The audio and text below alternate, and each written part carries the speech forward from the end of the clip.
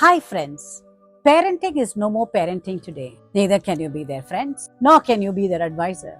So, what are you then? So, we need to find a midway. In fact, I just want to recollect here, there was this particular workshop which I was conducting, and then the students were there, the children had come, they were all teenagers, and I could see the way they were carrying themselves. The chairs were drawn, and they were talking in between. When the session was going on, slippers were strewn outside.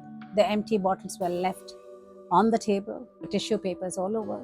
Who is responsible? That's a question that I'm going to be asking you today. How many of us have left the empty bottles on the bench, thrown the tissue papers on the way? Especially when you go for a wedding, you see this kind of a scenario. So that is where the parenting has to be there. I'm not only talking about the teenagers, but I'm also talking about the parents ourselves. 3 things that we can really guide our children. Number 1, the way you talk, the way you walk, and the way you walk the talk. I'm going to just explain this. Number 1, the way you talk. Learn to respect the speaker, and your child will automatically respect the speakers too.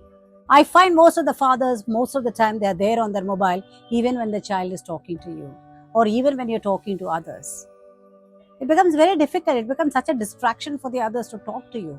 So, at least the basic manners that we need to have is keep the phone away, listen to the other person, respect the speaker. Number 2, the way you walk, your body language. How you carry yourself, and how does your child carry himself? The way you carry yourself matters a lot. So is your child is watching you. So he's definitely going to pick up things.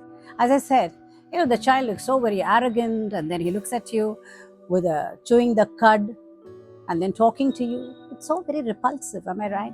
Next is walk the talk. When I say walk the talk, you become the model. The children you're modeling, and children are emulating you. They are just emulating you. So you become the role model for them. When I say role model, I'm not talking about a fancy role model. Even the way you push the chair, the way you show courtesy to the women at home, the way you talk, the way you greet, everything matters a lot. So let us not take life so casually and say that parenting is something that we have to do it. It's no.